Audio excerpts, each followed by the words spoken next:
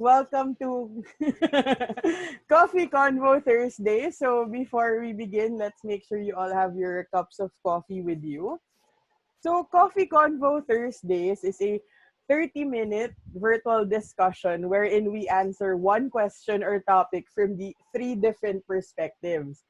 After that, we proceed into after hours wherein we take the conversation to you if you have any discussion points or questions you'd like to bring to the table.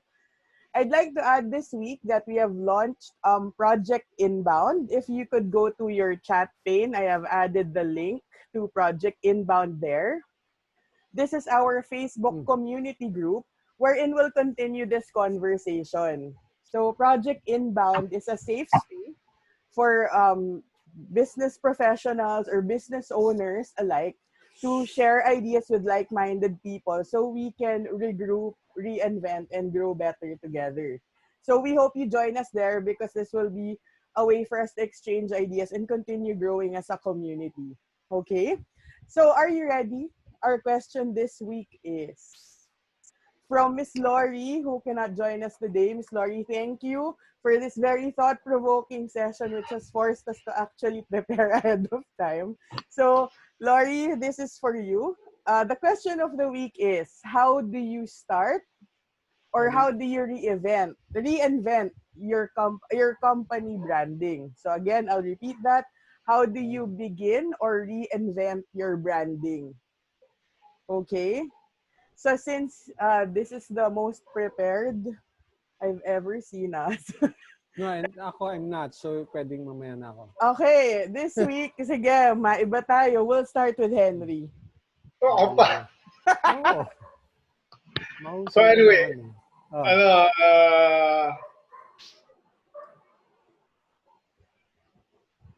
how do you brand yourself? It reminds me of that question actually weird Parang nagpa-pop up sa mind ko always is yung Steve Jobs. Steve Jobs, because I think if you study Steve Jobs, you'll have a fair idea of how you should brand yourself. First thing is you should ask yourself ano ka ba talaga, or what your business is. Ano ba yung passion mo talaga? I'm talking in terms of as a creator who wants to brand himself, because I'm a creator. I don't work for a big company. So you start with asking yourself what is your passion. From there, you will be able to think of parang think of your value proposition. Who are you? What do you do? What do you do differently? What do you have to offer? And then you have to think of who your customer is, because in today's world, you have to know specifically kung sino yung niche market mo Mm-hmm. You have to know their language. And then from there, automatically doon na mag-start yung branding process. So, I actually I listed 6 steps, yung usual 6 steps. But I think everybody knows those 6 steps. So it's out there, everybody knows that. What I want to talk about is the difference between people like Steve Jobs, Bill Gates,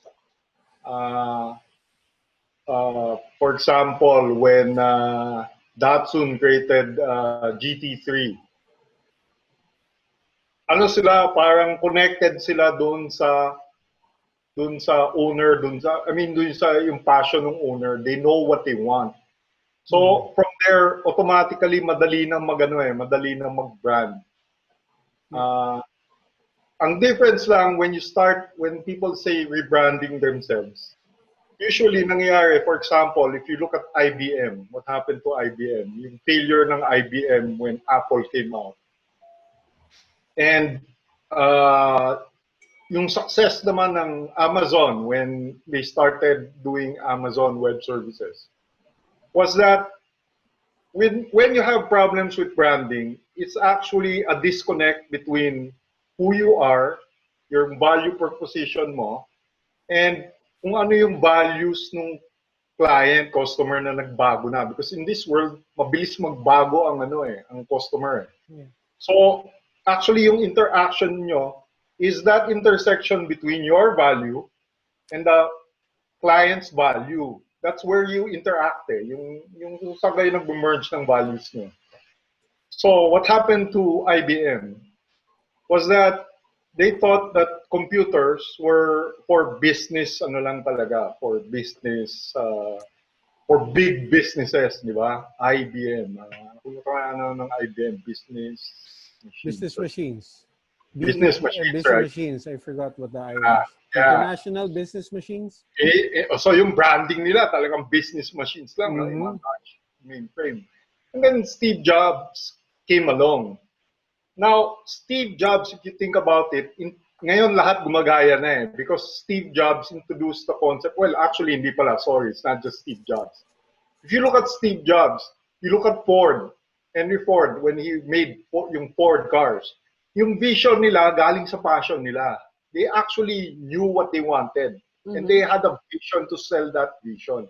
They knew what the customers wanted even before the customers knew what they wanted.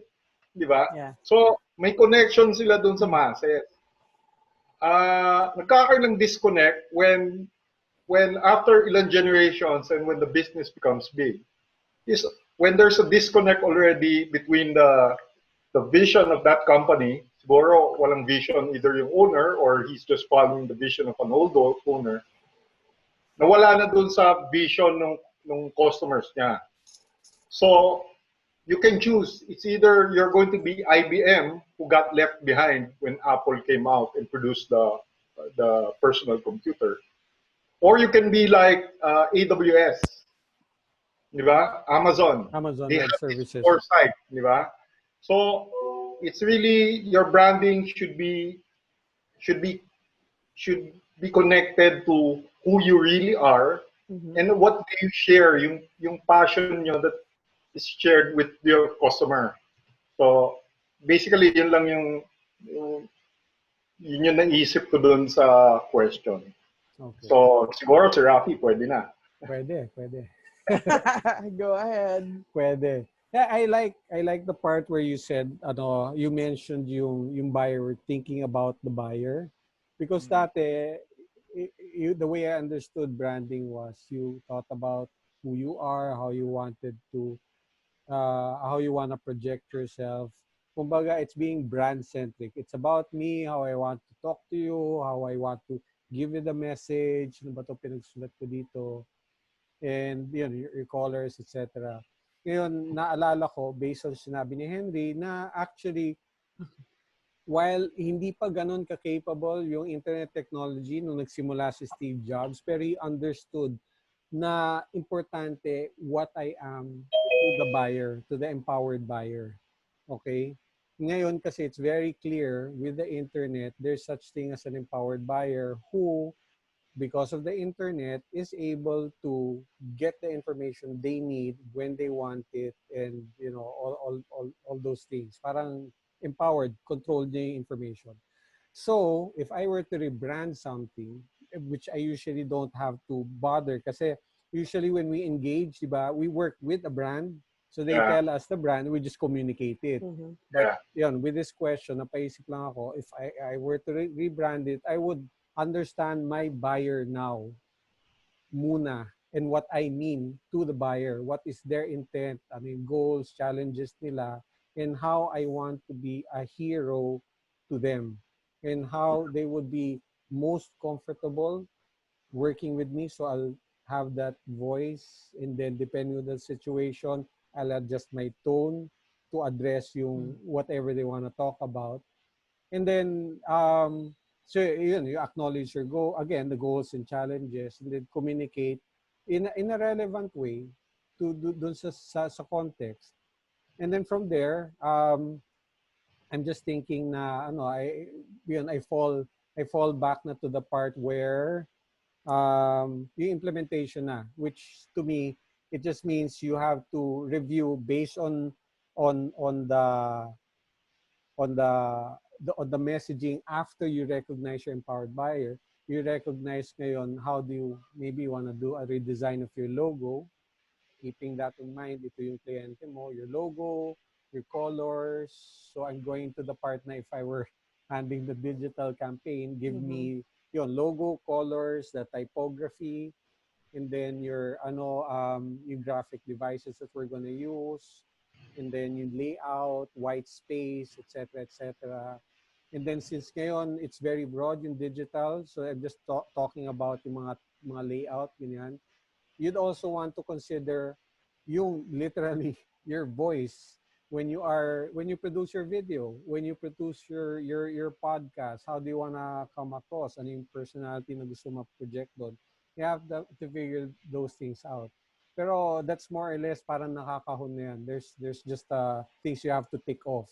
So Yeah. what you really have to remember, as Henry started, and just adding to that, na you recognize the buyer, be a hero to that buyer, and then you figure out nga ano yung dating ng hero na yun. So that's what I think. That's how I would go about a rebrand. Okay, over to you, Tanya. Okay. So to start off, I'm not sure if I've mentioned it to you guys. Before I got into events, I started in an above the line agency. So a lot of the times, these agencies are tasked with preparing your brand Bible or the playbook of your brand, which you Mm. use down the line for marketing, which the elements of which were some of the things Rafi mentioned earlier about your logo, your typography, things like this. And that together with the learning we've experienced lately dealing with different businesses, na sometimes the business owners, since they're so heavily into their business, they Yeah. cannot see it clearly or from the point of view of their target customers or buyers. So for me, when it comes to beginning or rebranding yourselves, there comes a need to step back and regroup first. So before you can even begin preparing a brand playbook or a Bible, you have to start getting to know yourself first and how you come across to your buyers. So I'm going to share with you some questions and tips we actually give our clients when you're starting out. So it's a what, a why, a who, a when, and then two hows. Okay? Let me go into that. So we start with your what. What are you going to market with? What is this unique offering you are trying to sell? You have to define that first because first and foremost, that is your product or service. That is what you're selling or bringing to your buyers. Okay, so your unique offering. That is your what. We then proceed with your why because whatever happens, all the challenges you'll meet in the Why? market, your Yeah. competitors, um, challenges like COVID that came out of the blue, diba? What keeps you on track with promoting or communicating your brand is your why, your company's mission and vision. So you now have your what and then your why, and then have a clear understanding of who your who is, diba? Who are your target customers? Who do you want to benefit from your unique offering? Why is this important? Because depending on who your target audience is, this defines now how you communicate, how you talk about your product, how you frame excuse me, your product, its features and its benefits. So now you have your what, your why, your who. This will now go to the first why. Your first how. How will you communicate? So you've identified your who or your target customer. Now is how will you communicate this? So let's say I define that my buyers are, for example, in Christine's case, as we heard during our last call, her customers are parents who are looking for tutorial services for her kids. Knowing that, now you have to find out where these moms hang out digitally so that you can engage them virtually where they are, where they're comfortable, and in the language they're comfortable with. So that's our first how, which brings us now, you've engaged them, you've started talking them. What is our second how? Our second how is how you will deliver on that promise. So you're already engaging with them, communicating. What you have to be careful here with now is the way you communicate has to be the in parallel with how you deliver. You cannot overpromise. You can put flowery words about your product, and then when it comes to delivery and execution, you're far off base. So like we've heard this in the last session that we had. Who you are online has to mirror or has to translate who you are face to face, who you are when you're delivering that service. Okay? So now that you have your how, let's go to your when. So you know what your product is, you know why you're bringing this to the market, who your target audience is. You already understand how you plan to communicate this, how you plan to deliver in your promise. Next step is when. Why do you need to define the when? Because if a goal or a plan does not get tied to a timeline, it remains a dream or a wish, right? So having a timeline in place makes your structure systematic, makes it efficient, makes sure that you have metrics that are reached at a certain time. So you know how you are going, faring against the goals you set out with at the start. Okay? So whether you are a brand that's starting out from scratch or a brand that has to reinvent or rebuild because of the current changes due to COVID, very important to again watch out for what is your what, your unique offering, because of course in the market now, the more unique or differentiated your product is, the higher you can charge, or the more premium you can frame your product. You have to decide on your why, who it is for, how you will communicate your product, how will you deliver your promise, and when you plan to implement it. Okay, that's it for me. Reactions before we go to after hours? Yes, Rafi. Rafi, you're on mute. Sorry, you're on mute. Yeah, sorry. Yeah, it just struck me na yung why. Um, yeah, it's an important thing kasi I remember yung si Simon Sinek and yung Golden Circle. Mm-hmm. Yung nga, nasa gitna, people buy the why. Parang why you do things. So I Yes. guess it's an important thing you connect to. And I forgot the name lang of this other person who said parang you can't work on your business when you're in it. You told me about this, di ba, Tanya? You remember that? Somebody told us that. Yeah, I believe that would be June. Hi guys, this is June. June is my Siya ba yun? boyfriend. Yeah. Who is Okay. also a part of Incognito. So Okay. yeah, June was the one who told us that, because yeah, sometimes when you're in the business, like sometimes you say avoid talking too technically about things.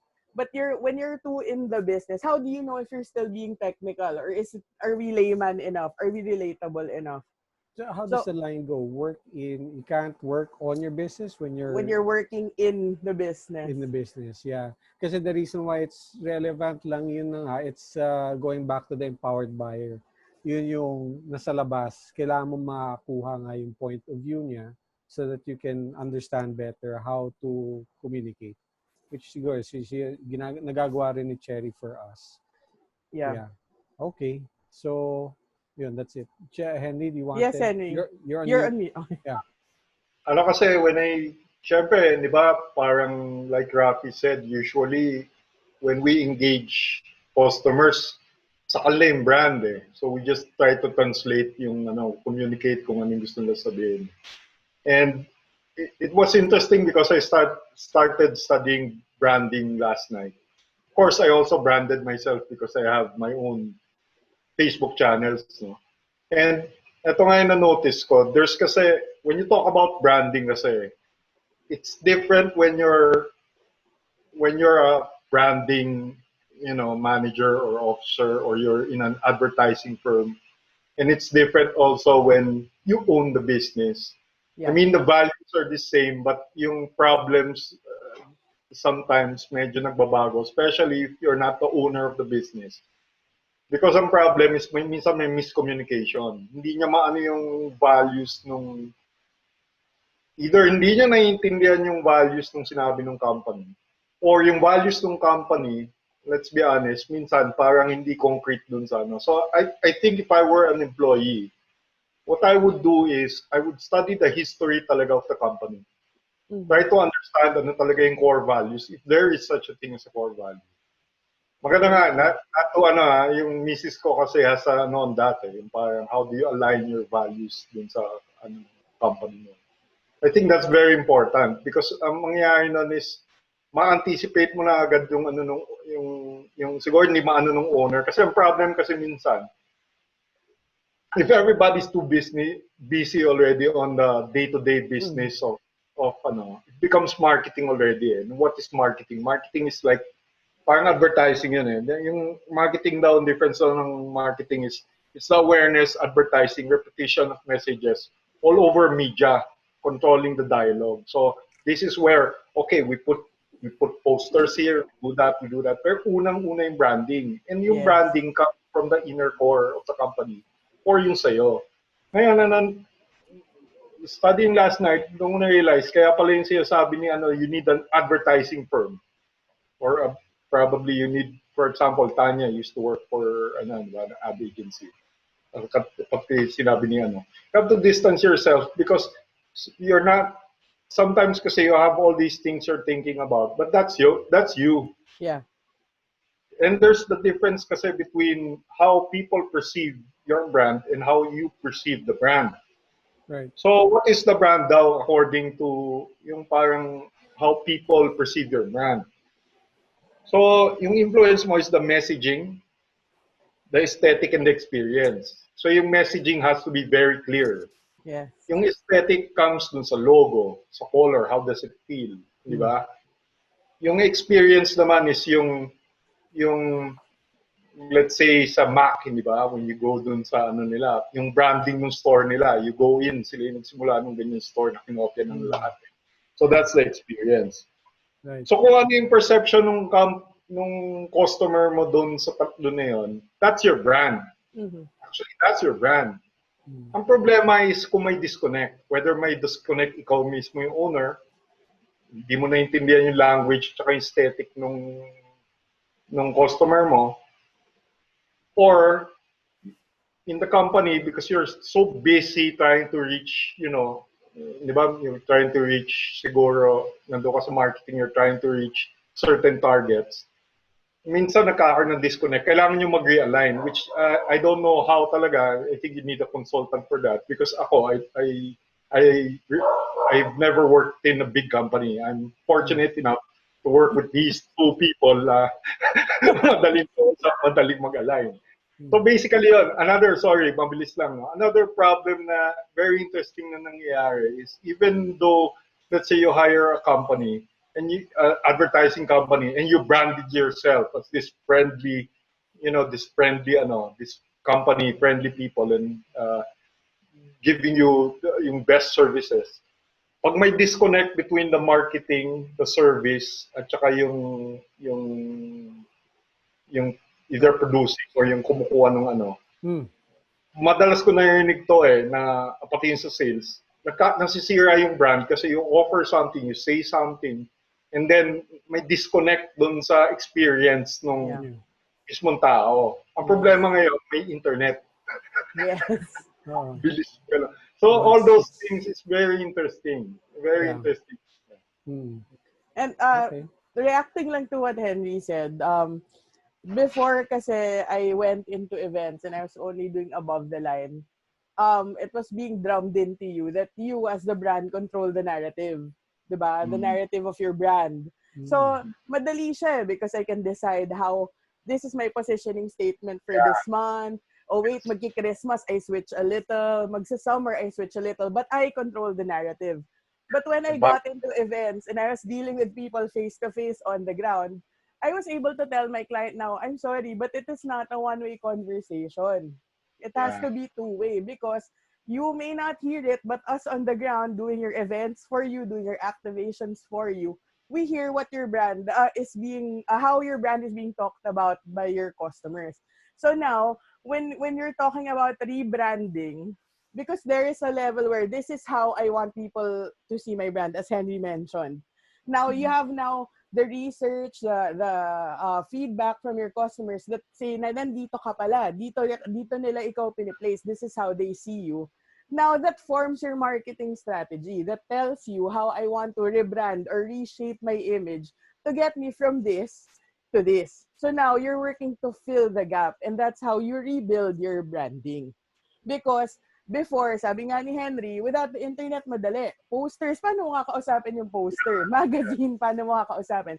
Billboards, di ba? But now that you have the internet, people can take 5 years, di ba, to build their brand. But it takes 5 seconds and one really negative comment to shut you down, right?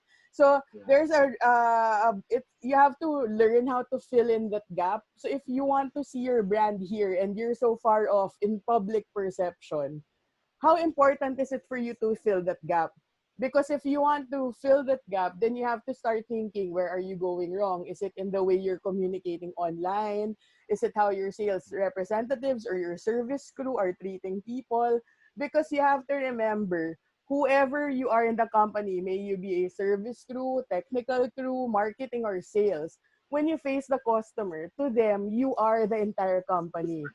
So Yes. whatever negative impression you leave behind, it's not on you. It's the whole company that you damage. So yeah, one major part of rebranding is making sure you get the buy-in of the different departments or sectors of your company. So that if they buy in, they understand why you're doing this rebranding, they're able to carry it out in the different roles they serve in your company. Yan. Rafi? Tama na. Okay, let's go Dami into na natin after sinabi. hours. So Sophie, June, Christine, given the our answer for this week's question, do you have any feedback or additional questions? We'd love to hear it. Or your ideas Yeah. also about rebranding. If Or Yummy, we know you're there with Christine. is she? Okay. Yeah, so if you Lang have siguro, addition lang dun sa, let's say, ito yung gusto mong makita ka ng ng customers. Tapos all good, 'di ba? Magaganda lahat. Then may customer na hindi satisfied. Syempre, sa tingin natin una bad. Pero palagay ko dito lalabas yung talagang brand mo eh. How you handle this, Ah, mga parang reklamo. Pag dating nun, parang doon ko nakikita para sa akin na mas may opportunity ka na mag-elaborate. Kasi hirap mag-elaborate pag puro magaganda yung lumalabas. Yeah. Pero pag lumabas yung concern nila, Yeah.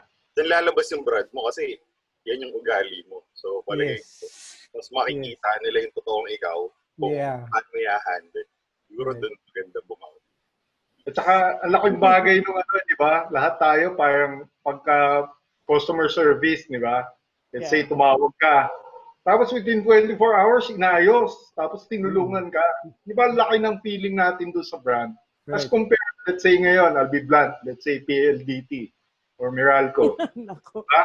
Bebenta sila ngayon ng service. I'll be very blunt, di ba? Yes, Sensor go. ko ba yun? Well, all these things, pero alam naman natin, dadalhin nila sa call center. Alam naman natin para saan ng call center. It's a buffer. Yes. I'm old enough to remember that when you complain before sa Meralco, doon sa office, wala pang call center. Walang 24 hours. I-fix nila yung problem mo. Yeah. Then, ngayon nagkaroon ng call center. Call center is just a marketing thing. It's a buffer. But it doesn't. I asked that before. Parang, okay, how do you actually, paano yung input mechanism, yung feedback from the customer to the paano yung system para ma-solve yung problem? And nobody actually told me paano ginagawa yun. So, of course, sasabihin nila yung ang pinakaano nila is ilalagay nila sa system. That's it. So I guess yun eh. Parang tama yung sinabi ni when a negative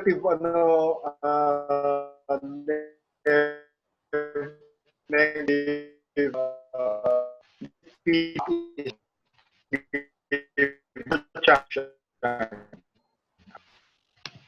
Hello? Yeah, medyo wala. Medyo nag-error. Nag-choppy. Yeah, choppy. Yung bandwidth. Yeah. Choppy. Anyway, that's it. Yeah. So, like, Sophie. Ano kaya, Sophie? yeah, Sophie. Kasi si June, we heard from someone in retail. So, sa kanya naging parang check, di ba? Yung negative feedback in a way to expand the conversation with the customer. How about you, Sophie, in coaching? Okay, with me, in coaching, ang pinaka-challenge ko was I have a lot of, I could tap any market with coaching.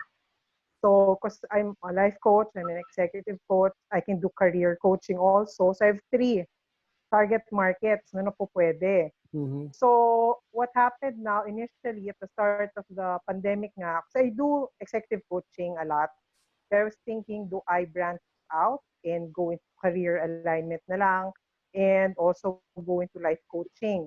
But I realized, no, I had to choose. No, although I can do 3, I can do all 3, no, pero more of I had to prioritize what Mm-hmm. I want to focus on. So during the pandemic, I tried all 3. And Mm. uh, what happened was the opportunities that are approaching me right now leads me back to the executive coaching part. And so, so I go with the flow. So sa yung opportunity, that's where I go, di ba? So right now, parang I'm being led back to the executive coaching. Uh, but one thing about the feedback, very important. Because initially, when I was trying to do also the life coaching, so I was Mm-hmm. doing life coaching with my friends, people I know. I get feedback, after that. And also some of the modules that I've been doing, I also would get feedback from people. No, kasi for me, important yun eh. It's my way of improving myself. Because I wouldn't know how I look sa receive. So for me, very vital yun, very important. Even through coaching. No, kahit na hindi man ako retail, Mhm. that's also very vital for me, in order to change yung how I talk, maybe change yung style ko, Mm. delivering my may presentation, for example, or even dun sa templates na ginagamit ko, di ba? Or the expression also, yan, si Rafi, Yeah. Oo. ginamit. Kasi So, sab even yung expressions mo, how you, di ba, Yeah. how you appear, di ba, to mm. people. Especially for me, kasi as a coach, di ba, so there's a certain image na I need to project, especially if it's Mm. executive coaching. So I have to be very mindful of that also. So, ang daming Okay. factors to Right, be right. mindful of. Kaya, Yeah. feedback, yun, really Yeah. important. So, yun. Yun lang So, on my end. Actually, si Sophie, guys, gave a really good webinar a few weeks back, which I attended. And, I thank you, thank um, you. no, I just remembered you when I was doing the tips because yung how to communicate, that's one of the topics Yes. she discussed. It's understanding the personalities of the people in your workplace so that when you're communicating, you know the right form of communication to use with them. So yeah, that is, mm, she gave a really good example. And mm. if you guys are looking for a very compassionate yet very professional coach, please talk to Miss Sophie Posada. And very beautiful, Dito. coach. Ay, nako po. Nag-bleep Ay, na ako dito, nako. Henry, ah. Oo, pati Oo si nga, John mag-brief. umirit. Can I just react briefly kay Sophie? Actually, Sure. napaisip lang ako because Oo. parang you were looking into different buyers, and I was saying na Yeah. it's based on your buyer. Parang I'm actually not giving an answer, but I'm just putting this as a question to myself for later na is it Mm. possible na pwedeng yung brand mo laging nagbabago? I mean, you stay within, rather than being very specific, which Tanya said, is it possible na because of the nature of the internet, can you be parang is it possible for you to shift your The shift. branding every now and Yeah. then, Yeah. not just according to the season or what, pero Uh, literally adjust rin yeah. because you can target yon. But I'll Yes. elaborate on that some other time. But pero yun lang yung reaction ko kay sa Mm. sinabi ni Sophie. If you do have a leeway now because of the internet to have several brands on the same one brand that you have. Anyway, but that's for later. Uh, Reaction ko to that, Rafi, would be it's not really reinventing because she's still offering the same Sophie Yeah, brand yeah. oo. of coaching. Oo. Parang cheese whiz. Meron kang pimiento, meron kang Ibang mild, di ba? flavor. Tapos meron kang yung plain. Yes. In that way na it's still the Sophie way of coaching, pero may nagda-digress lang na separate path It's from still there. coaching, but different products. And it's her Yeah. coaching brand is the same. Parang Yeah. Yeah. Pero I'll it's also develop the different, idea. ha? Okay. Because the way I approach somebody through executive coaching, di ba, it's more formal, Mhm. yeah. and mas iba yung tone of voice mo, di ba, and the choice of words are different as compared to life coaching na sobrang informal, di ba, pwede ako mag-Tagalog lang, pwede mini-mirror ko kasi usually yung Right. kausap ko. Yeah. Right. Diba? Right. So, if yung kausap ko is very informal, di informal din ako, di ba? Right. But if yung kausap ko is very formal, then I also have to be formal. Right. So, parang may mirroring na nangyayari din. Mm-mm. Okay. So, there. So, actually, pwede. Answer to your question, pwede. Yeah. Yeah, Pwede. actually, Chris. sorry. Actually, pwede. It really depends eh. Kasi yung, let's say, ito kasi yung ang mahirap is we talk about, let's say, branding or marketing. Really depends on your context and specific situation. Like in Sophie's case, yes. But for example, when it comes to my profession or you first have to, normally you really have to concentrate on one muna. Kasi madami kang gagawin even on that one, let's say, brand or one product. So, ako, naging problem ko is that I created siguro 3 or 4 channels. Pero since it was just for passion, tapos it's not really my core. Even yung passion, yung parang tip lang. So, ang bilis ko mag-brand. I mean, it's easy in a sense na I know the language, I know the so maglalabas ako, ang bilis ng interaction. Pero after a while, biglang, hindi pa naman ako kumikita, hindi naman ako so gagawa na naman ako ng bago. So ngayon, I think for artists like me, I have to concentrate on one. I have to choose now, who am I? Actually, yun babalik sa'yo eh. Sino ba talaga ako? Like si Sophie, ganyan siya. Ako naman, sino ba talaga ako? Or if your company is a big company, you have to ask yourself, ano ba talaga PLDT? Ano ba talaga ang meron ko, di ba? So you really have to ask yourself. Kasi let's go back to yung 6 steps na sinasabi nila. So I took notes. Sabi nga nila, di ba, you have to ask yourself what your passion is. Of course, if you're a bigger company, you have to ask kung ano yung vision or ano yung company. And then you have to focus because you have to define and cater to a specific audience. Di ba? You can branch out later, but first you have to establish yourself. Yeah. Once you establish yourself, how do I now branch out? You have to find the gap. Okay, let's say establish ako sa filmmaker. Pero wala pang gumagawa wala pang filmmaker na pupunta sa bahay mo tapos kung gusto mo gumawa ng video about cooking, I'll just find a gap. So you find a gap.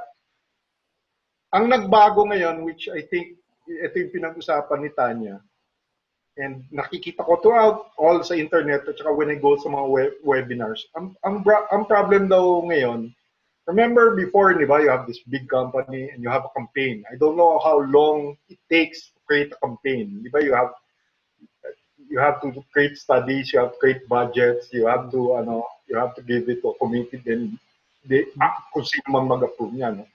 Ang lumalabas ngayon, hindi na pwede yun because ang bilis ng market. Kasi hindi na ikaw yung nagda-drive ng market. Ang nagda-drive ng market are the customers. Yes. Right. So you have to be, you have to engage and help people. Tama yung sinabi ni Tanya eh. Actually, sila yung magsasabi sa'yo eh. Uy, okay, gusto ko itong ginagawa mo ah. Uy, ba't hindi ganito yung gawin mo? Oo nga no, okay yan, kaya ko yan. So gagawin yan. So magbabago yung brand mo. Pero nangyayari yan, yung values mo, tsaka yung values ng customer mo, lumalaki yung overlap. Yeah. Hanggang mamaya, pareho na yung trip nyo. Nag-overlap na kayo. Ang mahirap dito sa pinag-uusapan natin, na lumalabas ngayon, at least for the way yung sa akin sa profession ko, no? It's how to be original. Kasi ngayon, everybody's, parang huli na eh. Go to an internet and then ang daming copies of how to. But actually, it's already a copy of a copy of a copy of a copy. Ngayon ko na-realize, it goes back to the first, how do you become original?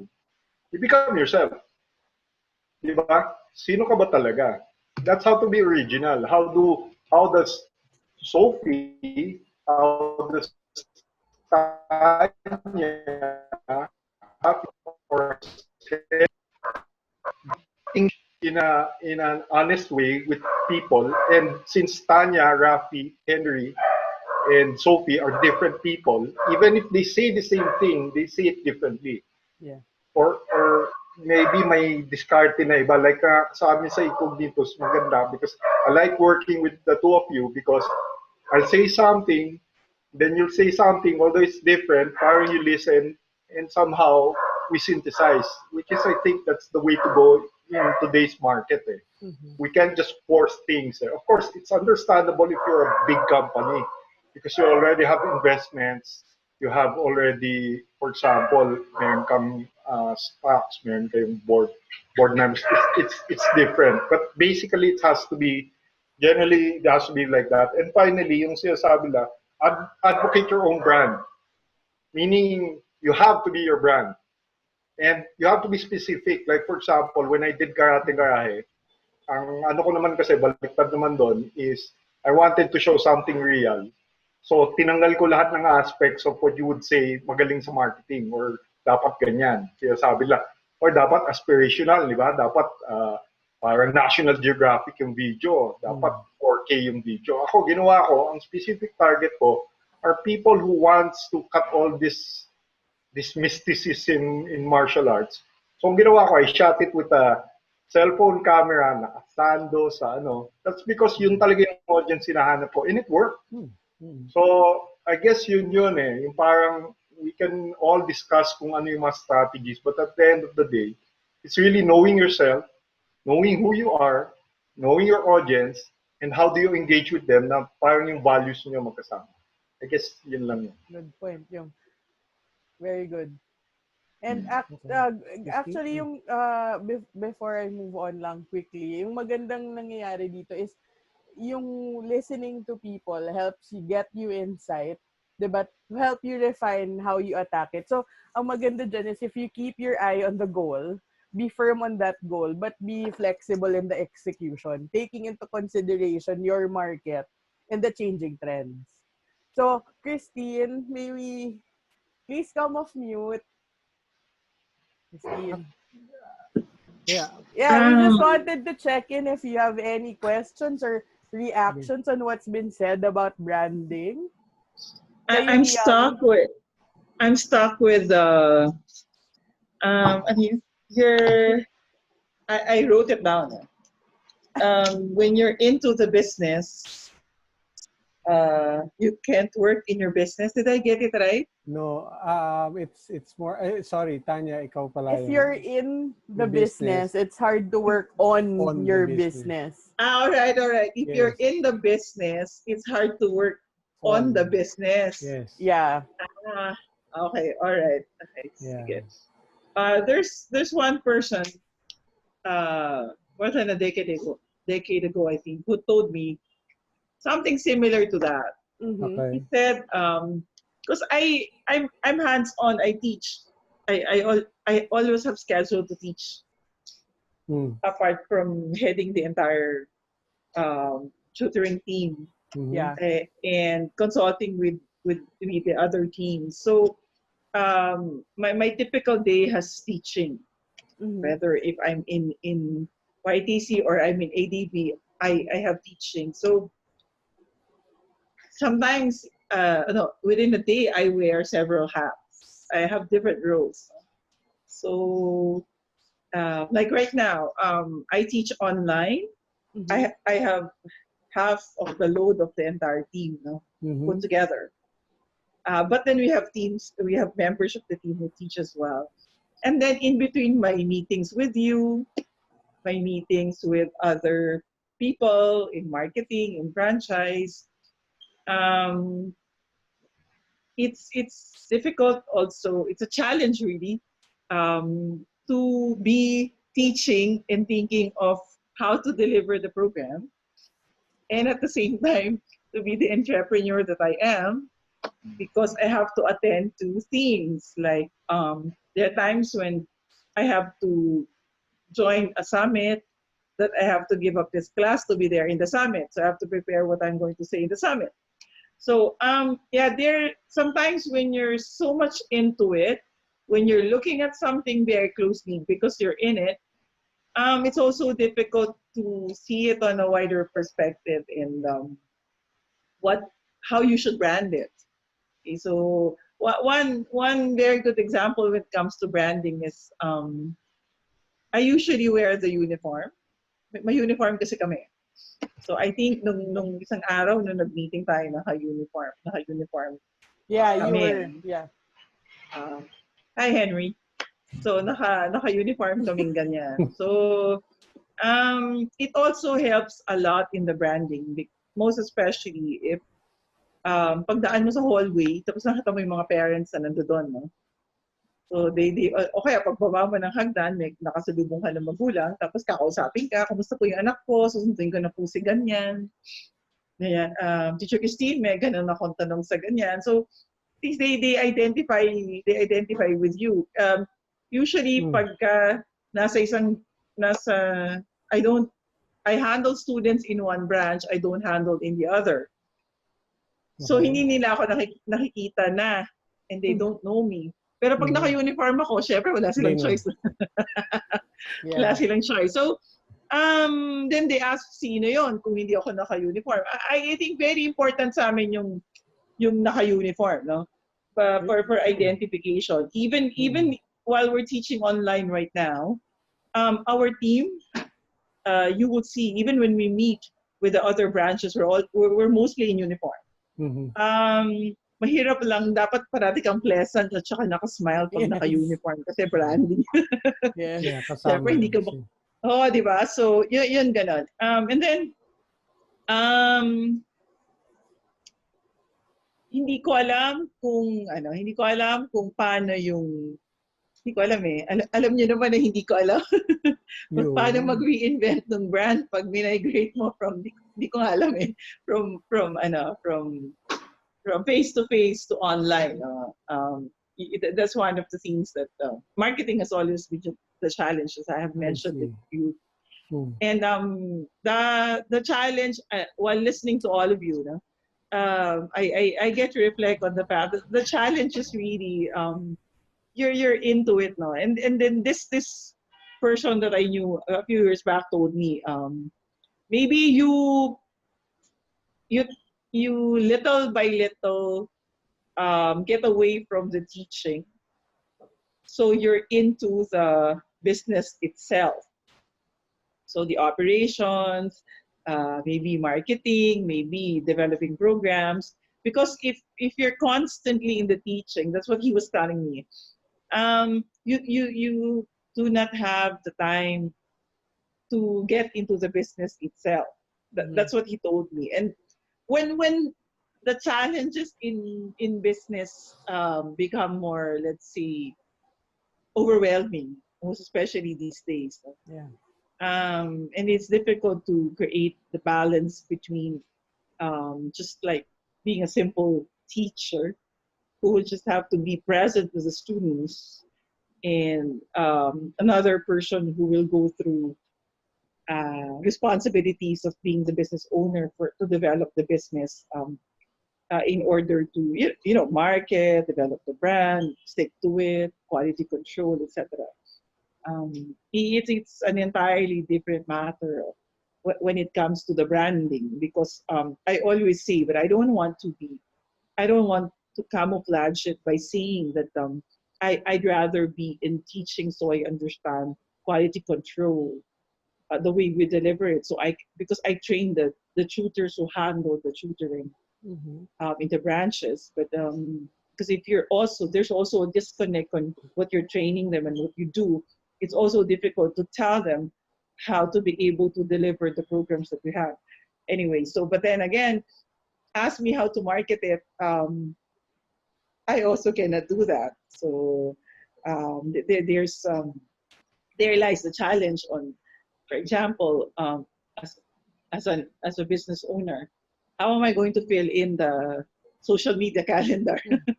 Yeah. So Something like that. I don't know if I'm getting my message across, but that has always been the challenge. Right.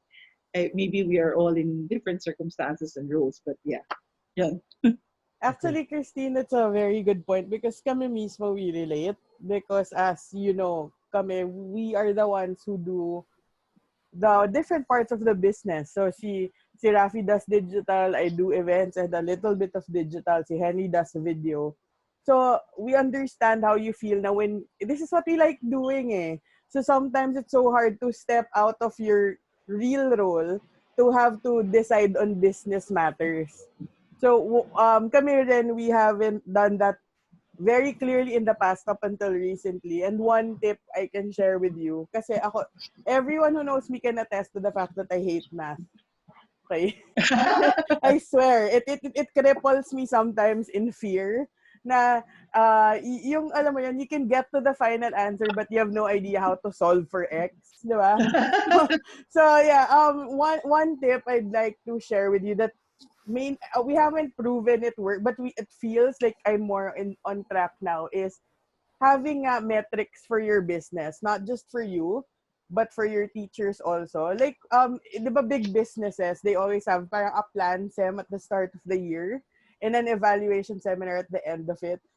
Sometimes us, the smaller entrepreneurs or the smaller businesses forget to do this, but there's a merit to doing it because you get your team on a common goal at the start of the year. And then what does that mean in smaller metrics? Like, in terms of students you're able to enroll, numbers of hours you're able to book online, things like this. And then at the end of the year, that gives you something to track. So while you're still teaching and you're still upholding that level of quality of teaching in your among your teachers, you're being able to track to a sense how you're doing business wise because you put up metrics at the start. So something that you can review, observe, and help you shape your strategy as you move along the year.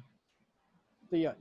Rafi? Yes. Yeah, I just wanna add. I'm just being mindful of the time, just in case anybody wants to get off now because we're supposed to do 30 minutes lang. Feel free to exit, baka just to give an opportunity for those who wanna pop out na. But yeah, for those who still wanna stay on, I Yeah. think we're still discussing more. I actually wanna add something nung kay June, and then if there's anything else you wanna, I just wanna call it out. Now, if you wanna go na, you For feel those who free wanna to. stay, we'd love to stay with you. Yeah, meron pa kami ibang pag-uusapan. Yeah. Yeah. So yeah, Rafi, Henry, you're on mute. Henry, you're on mute. You're still Kaya sabi ko madami pa tayong coffee. Well, ako pa gusto. Ako Yeah. more than half pa ako eh. Okay. So Go. now that you were given the chance to leave and you're still here, sorry na lang kayo. So Bawal na June, kayo umalis. yeah. Sabihin ko lang yung kay June na pa-react ako because I had my fair share of, actually minumura online because it's good to do this or whatever. Yung iba, unreasonable na talaga. Pero yun na nga, by being aware of your brand, at least meron kang sasandalan na, no, I cannot, hindi ko pwedeng murahin yung tao to. And then you still relate. Actually, not so that walang masabi, pero yun na nga, you're just reminded my brand is, I'm like in the case na nangyari sa akin, I'm providing customer service. I have to address his concerns na kahit ganyan na yung ugali niya, I have to tell him, sige, we'll look into it and we'll do this and do that. No, we can't do what you're asking us to do, but we'll take that into consideration. Ganon. Like my wife keeps on telling me, just give them something na yeah, you're gonna at least try to work on it. You're not promising anything, but at the very least, we'll try to work on it. So, yun, if that's part of if that's clear to you, makakatulong yun sa brand mo. But, it really doesn't have to do with reinventing it. For me, that's just a standard of it should be a standard in branding mo because you're here to help. Yeah. Can I have a phone-in question? Yes, Sure. sir. Right. Taga-saan po kayo? I'll go. Curious lang ako. Parang, di ba, now, nag-merge na yung, I saw this very interesting, interesting video yung about branding and marketing. And Okay. it used to be separate and sometimes antagonistic with each other. And then eventually, parang somehow nag-merge. No, different departments, di ba? When you study daw marketing, and branding.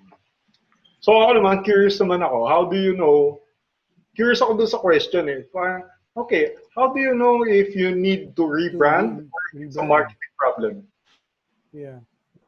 I mean, diba? Yeah, How- ako, offhand for me, you'd consider rebranding. I think if you, like, for example, you change directions, like maybe like in the case of Kodak, they decided not to rebrand it because they're not acknowledging na nagbago na yung yeah. business natin eh. We're focusing on image capture using film. Yeah. For me, may konti, actually slight rebrand lang eh. It's refocusing. No, we're not into film. We're into image capture, image processing, whatever. So not recognizing that, they didn't rebrand na and focus lang. No, we don't have to sell film anymore. Wala na. Meron pa rin naman, but we can't focus on that na. And their failure to adjust on image capture, image processing na effectively killed them. Unlike Fuji, meron pa rin silang meron pa rin silang film, pero mas nag-focus na sila on image capture and actually they ended up, I think, sa cosmetics. Yeah. Meron sila because they're a chemical company if I'm not mistaken. Yeah. So I didn't follow na the brand of Fuji, but at least they're still there for photographers. Pero nabuhay because I'm sure they had to rebrand for cosmetics if doon nga sila pumunta. Yeah. Ako, my attack on that question would be, it all goes back to having analytics to review. So if it's a marketing thing, you'd see from your analytics if the tactics you're putting into play aren't working. So it's a matter of adjusting, maybe from email marketing, I should go into more blogging or vlogging or maybe paid ads. So you tweak a bit your strategy and you go back to market with that. And then you go back into your analytics, hindi pa rin nag-work. Then that, for me, it prompts you to do a little bit of market research. Pag bumalik ka sa market research and how you want to be seen as a brand and how your customers see you ay sobrang layo na, then there must be a need to go back and rebrand yourself.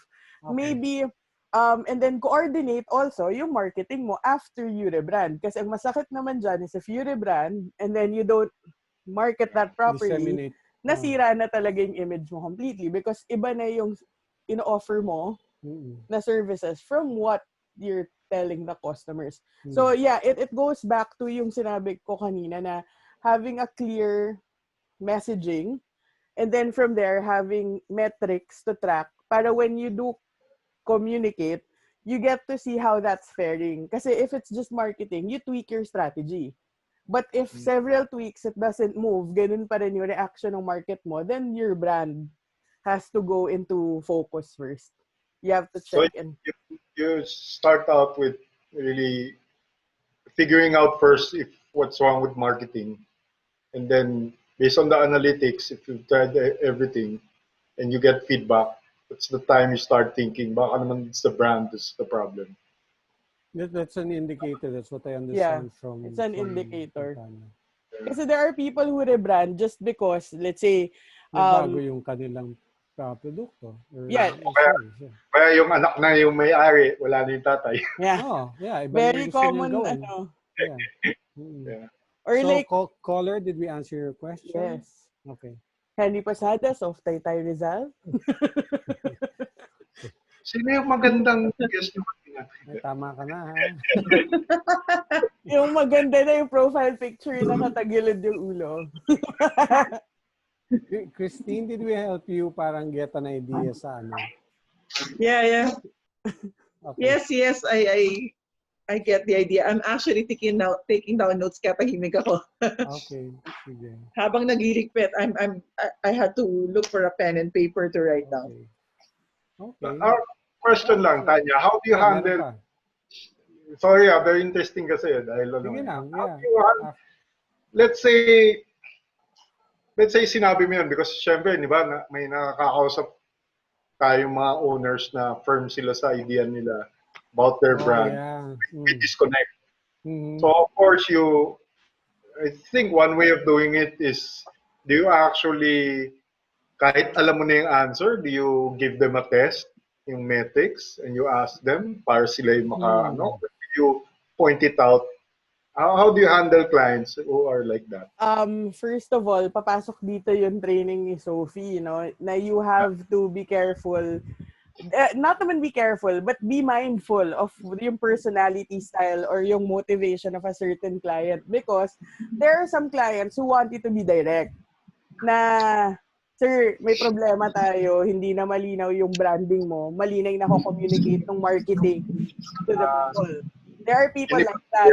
But there are some people, well, we find it na mas effective if you help them. You don't tell them the problem, but you help them discover it for themselves. Kasi sometimes, when it comes across from their own self-discovery or their own understanding, mas madali for them to embrace the change. Kasi there are a lot of personality types, lalo na yung mga type A personalities, which are a lot of CEOs and head of marketing and sales. If you butt heads with them, you accomplish nothing. But if you help them go to the realization by giving them resources, case studies of similar businesses, di ba? Or suggestions na could help, if you help them that way and you go, parang you're developing a solution together, mas magiging possible and lasting and sustainable yung change rather than you telling them, sir, may mali.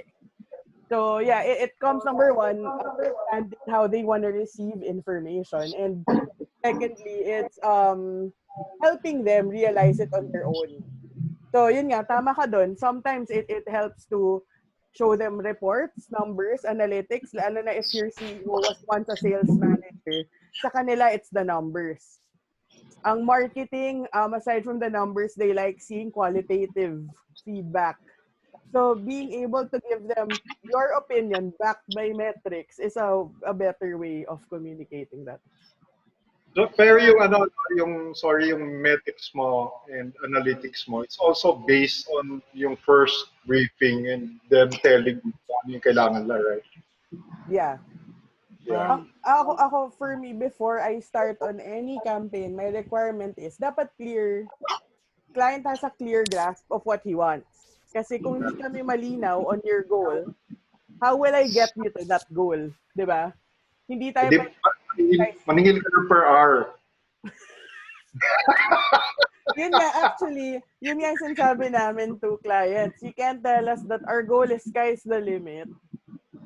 Kasi dapat sky's the limit din budget natin in reality. Plus, True. natawa si Christine kasi part to ng conversation namin the other day. So, you have to be clear with what your goals are. Kasi nga, how do you plot a path that takes you there if you don't know where there is? Diba? Parang kung Waze yan, ano yung location na pinasok mo dun sa, diba? What destination are you trying to go to? Si Rafi actually will have something to say kasi analytics is more his field. Well, to answer lang your question, Henry, I think it's just a synthesis nung kay Tanya.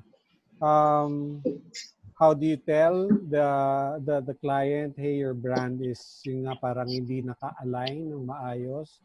How you would approach that? Was that your question, Henry? Caller, was that your question? Henry, was that the question, Tanya? Yeah. Okay. So, ano lang, I agree with you na una, try to communicate that. Kung yung simpleng telling them na this is how I understand it, na dapat ganito yung gagawin, I think you should attempt that first, just telling them directly, be mindful of the personality style so you can communicate that better. Now, if you don't get that sa kanila, syempre, like you said, you can't butt your heads. You can try to go with their plan muna, just calling out. Parang, plano mo to. Okay, sige, let's go with that. And then if you really believe it doesn't work, observe the metrics that will prove to them na tama sila or mali. But at the same time, be careful with using the analytics and your bias. Because sometimes, kahit pinapakita na sa'yo ng analytics mo na tama pala itong akala mong na mali yung misalign, ikaw pala yung misalign. So make sure lang that when you're looking at the numbers, the data, don't be biased. Parang, well, I guess parang sa CSI, yung data, let the data speak to you. Yes. And make sure na hindi ka na ng bias. Because baka in the end, tama naman sila. Baka ikaw yung may disconnect, may misalignment. So, yun. Very true. Okay.